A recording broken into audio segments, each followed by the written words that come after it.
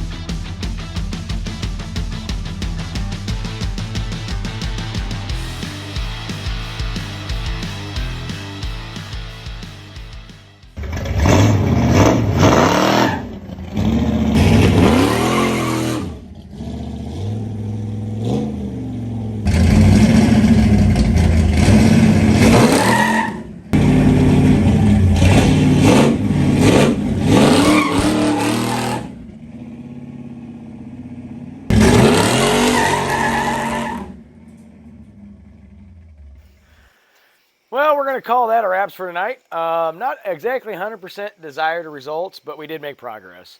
The new power brake booster's in. It works. It holds vacuum as it's supposed to.